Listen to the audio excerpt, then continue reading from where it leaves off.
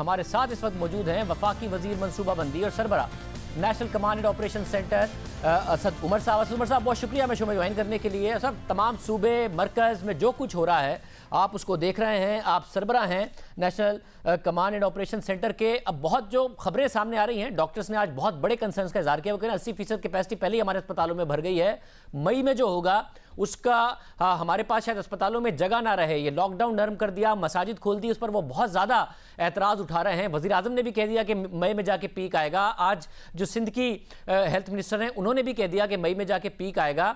आप क्योंकि बराह रास्त तमाम चीज़ों से वाकिफ़ हैं, देख रहे हैं, आपको लग रहा है कि सूरत हाल बहुत ख़राब होने जा रही है मई में? देखिए, मजमूई तौर के ऊपर जो सूरत हाल है उसमें तो अभी ऐसी सूरत हाल नहीं पैदा हुई जैसे जिसमें इस किस्म के हालात पैदा हों।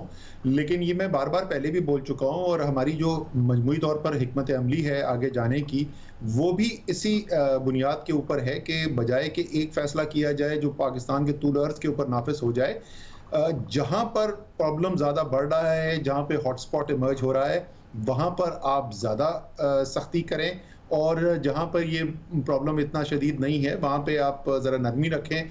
उसको लोग कुछ स्मार्ट लॉकडाउन भी कहते हैं, कुछ टेस्टिंग, ट्रैकिंग एंड क्वारंटीन का निज़ाम भी कहते हैं।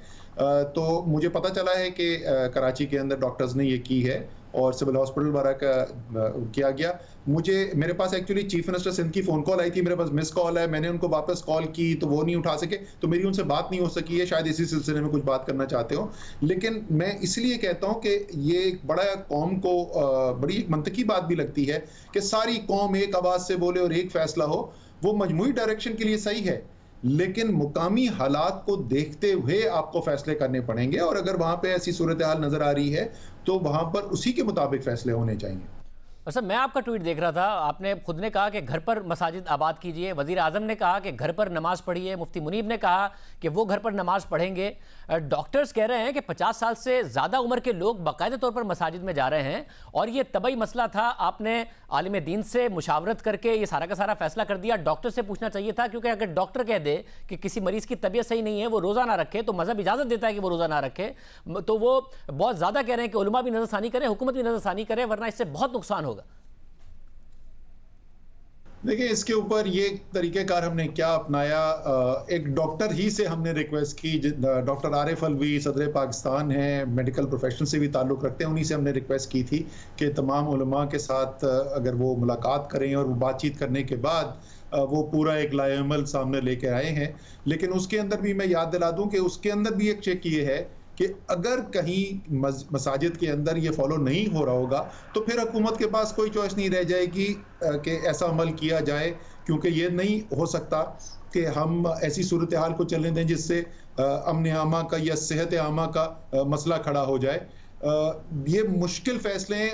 आज ही के दिन पे आपने ये भी सुना होगा और वो भी शायद कराची से खबर आई है कि ताजर कह रहे हैं कि वो हड़ताल करेंगे और वो दुकानें खोल देंगे। तो दोनों चीज़ों में जो मैं बार बार बोलता हूँ, तवाज़ुन लेकर चलेंगे तो लोगों की सेहत का भी का ख्याल रखा जा सकता है और एक कम से कम रोज़गार भी चलने का मौका है, क्योंकि वो भी कोई छोटा मसला नहीं है। पाकिस्तान के इस वक्त अंदाजे के मुताबिक 50 लाख से 1 करोड़ लोग ऐसे हैं जिनकी रोज़गार ख़त्म होगी। ये कोई छोटा नंबर नहीं है और ये बहुत ज़्यादा अरसे तक सूरत हाल इसको चलाना जो है वो भी एक इंतहाई तकलीफ़ की बायस है। तो मैं फिर वही कहूँगा, जिस तरीके से मसाजिद को हम डोंस और धमकी से नहीं कर रहे, लेकिन हम आपको आपके दीन का पैगाम की बुनियाद के ऊपर कह रहे हैं कि आपका दीन ये कहता है कि आपने अपनी भी हिफाजत करनी है और अपने आसपास वालों की भी हिफाजत करनी है। तो घर पे बैठे हैं। मैं आपको ये भी बता दूं कि पीटीवी के साथ हमारा आज ये फैसला भी हो गया है कि पीटीवी तरावी नशर करेगा और घर बैठ के आप वो तरावी जो है वो सुन सकेंगे और उसके अंदर उसका हिस्सा बन सकेंगे। और सर, जब हुकूमत ये सारे इकदाम कर रही है और फिर ये भी कह रही है कि आप घर पर बैठे रहिए, मगर फैसला ये कर रही है कि जी आप ठीक है मस्जिद में जाके नमाज पढ़ सकते हैं, और वो भी उन उलमा के साथ जो खुद कह रहे हैं कि वो नहीं जाएंगे, ज़ाहिर उनकी उम्र 50 साल से ज़ायद है। जो दूसरे इस्लामी ममालिक हैं वहाँ पर नहीं हो रही है तरावियाँ इस तरीके से, चाहे सऊदी अरब हो, मिस्र हो, तुर्की हो। तो क्या दबाव में आ गई हुकूमत, और दबाव में आकर हुकूमत ने यह फैसला किया जब वो खुद समझती है कि घर पे ही बैठ के लोगों को करना चाहिए? डॉक्टर्स भी कह रहे हैं कि जी घर पर ये फैसला दुरुस्त नहीं है। सर मैं वहाँ पर मौजूद नहीं था। ये जैसे हमने कहा कि ये नेशनल कमांड सेंटर के अंदर ये फैसला नहीं हुआ था, प्रेसिडेंट हाउस में प्रेसिडेंट साहब ने किया था। मुझे कोई ऐसी बात सुनने को नहीं मिली कि कोई वहाँ पर दबाव डाला गया है, दबाव में फैसला हुआ। आपने दूसरे कुछ चंद मुस्लिम ममालिक का जिक्र किया। आपको पता है कि वहाँ पर मसाजिद और माशरे के साथ जो रियासत का जो रिश्ता है वो बहुत मुख्तलिफ है पाकिस्तान से। हो सकता है उनकी मौरूजी हालात जो है मुख्तलिफ हो, लेकिन ये जितनी भी फैसले हैं यहाँ पर, जहाँ जिंदगी और मौत का सवाल हो, ये सब मुश्किल फैसले हैं। तो ये मैं नहीं कहूँगा कि जो डॉक्टर्स कह रहे हैं वो बिल्कुल गलत बात कर रहे हैं। जो जिस पहलू से वो देख रहे हैं उसके अंदर भी बहुत वजन है। अब सवाल सिर्फ ये आ जाता है कि क्या हम ये कर पाएंगे बहैसियत माशरा धौंस और धमकी के बगैर। क्या दूसरी तरफ से सवाल ये बनता है, क्या 21 करोड़ लोगों को बंदूक और सिपाही और संतरी खड़ा करके रोका जा सकता है? मेरे ख्याल में ये जंग उस वक्त जीती जाएगी जिस वक्त लोगों के दिल में ये बात उतरे और उनका जहन समझ सके कि ये जो पैगाम दिया जा रहा है ये आपकी बेहतरी के लिए भी है, ये दीन से मुनासिबत भी रखता है। तो अपने लिए, अपने प्यारों के लिए, अपने माशरे के लिए अगर आप हिफाजती तदाबीर इख्तियार करेंगे तो हर सूरत से वो बेहतर अमल है। मगर असद उमर साहब, वज़ीर आज़म ने भी ये बात की कि हम आज़ाद कौम हैं और इस तरीके से ज़बरदस्ती नहीं करनी चाहिए, जेलों में नहीं डालना चाहिए। जो जेलों में डालने वाली बात है वो ज़ाहिर दुरुस्त है, मगर पेनल्टीज़ तो हैं। ऑस्ट्रेलिया, कनाडा आज़ाद कौमें हैं, जमहूरियतें हैं, वहाँ पर $1,500-2,000 $2,000 की पेनल्टी पड़ रही है, जुर्माना पड़ रहा है शहरियों को अगर वो ये नहीं बता पाते कि वो घर से क्यों निकले हैं। अमेरिका एक आज़ाद मुल्क है, उसमें लोग प्रोटेस्ट भी कर रहे हैं, मगर रियासतें और गवर्नर फिर भी इन्फोर्स कर रही हैं कि किस तरीके से उन्होंने लॉकडाउन को यकीनी बनाना है। तो लोगों की सवाबदीद पर तो नहीं छोड़ा गया है, लोगों को मजबूर तो किया गया है कि इस लॉकडाउन पर अमल करें। आपने अमेरिका में देखा पिछले 48 घंटे से क्या हो रहा है, और ये वो रियासतें हैं जिनके पास, रियासत के पास जो इन्फोर्समेंट कैपेसिटी है वो पाकिस्तान से कहीं ज्यादा मौजूद है। मैं तो यही कहूंगा कि जो डॉक्टर्स कह रहे हैं, मेरा तो दिल और दिमाग दोनों यही कहता है कि वो सही बात कर रहे हैं। सवाल सिर्फ ये आ जाती है कि क्या हुकूमती जोर से, क्या ताकत के इस्तेमाल से, क्या कानून के इस्तेमाल से वो हो सकता है। आज भी अगर आप आप कराची में होते हैं, अगर आप बाहर निकल के देखें तो आपको नजर आएगा कि जो इस वक्त कानून कह रहा है, जो इस वक्त हुकूमत की हिदायत है, वो नहीं फॉलो की जा रही। तो क्या इससे ज़्यादा और सख्त इक़दामात या अहकामात अगर आप इशू कर देंगे, सादर कर देंगे, तो वो फॉलो हो जाएंगे? मेरे ख्याल में मैं फिर वही कहूँगा, ये उस वक्त हम इसमें कामयाबी हासिल करेंगे जब पाकिस्तान के शहरी के दिल की आवाज़ बने और उसको मन तक उसको समझ में आए, उसका जहन समझे कि हाँ वाकई ये सही चीज़ है। मतलब ये जो फॉर्मूला था आपका लॉकडाउन कम करने का, नरम करने का, स्मार्ट लॉकडाउन की तरफ जाने का, उसमें टेस्ट बहुत अहम थे। आपने कहा था 20 से 25 हज़ार टेस्ट की तरफ हम अप्रैल के आखिर तक चले जाएंगे।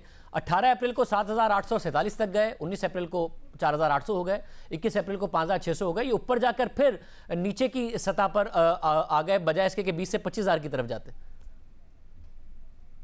वो एक दिन तो कमी आई थी, वो संडे की वजह से तो क्लियर डिप था एक साल दिन का, अगले दिन बढ़े हैं। लेकिन ये आज सुबह इसके ऊपर बातचीत हुई थी, बिल्कुल इसके ऊपर कल बाकायदा प्रेजेंटेशन होनी है।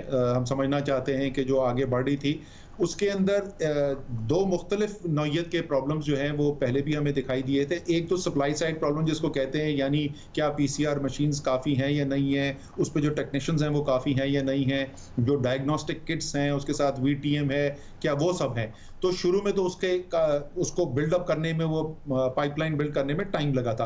अब वो अल्हम्दुलिल्लाह मौजूद हैं, 52 लेबॉरेटरीज आ चुकी थी, PCR मशीनों में इजाफा हो चुका है, डायग्नोस्टिक किट्स की कोई कमी नहीं है। तो दूसरा प्रॉब्लम ये है कि जो गाइडलाइंस इशू होनी है कि किसका टेस्ट करना है, वो गाइडलाइंस आज हमने मेडिकल कमेटी एक बनाई है जिसमें वफाक के जो एडवाइज़र हैं सेहत के ज़फ़र मिर्ज़ा साहब और सूबाई जो वज़राए सेहत हैं उनको शामिल किया गया है।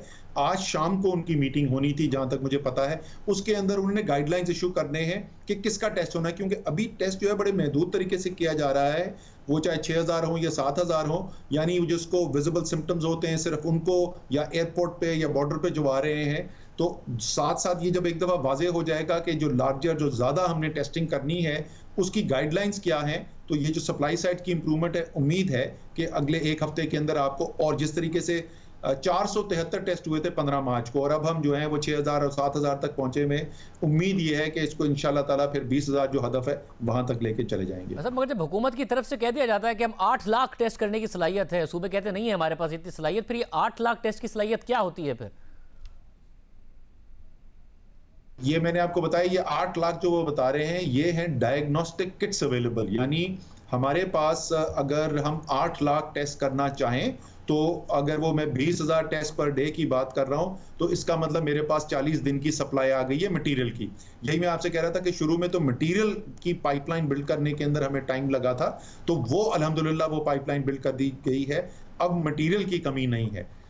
लेकिन ज़ाहिर हम 8 लाख टेस्ट एक दिन में तो नहीं करना चाहते। हमारा जो मेडिकल जो एक्सपर्ट्स ने टारगेट सेट किया था वो 20,000 टेस्ट रोजाना का था। असद साहब, मैं एक ब्रेक शामिल करूंगा। आपकी मौजूदगी का फायदा उठाते हुए तेल की कीमतें रिकॉर्ड सतह पर हैं, उसका कैसे हुकूमत फायदा उठा रही है, कितने आगे जाके खरीदने का इरादा रखती है, साथ ही मईशत के हवाले से आम सवालात मैं आपसे करूंगा।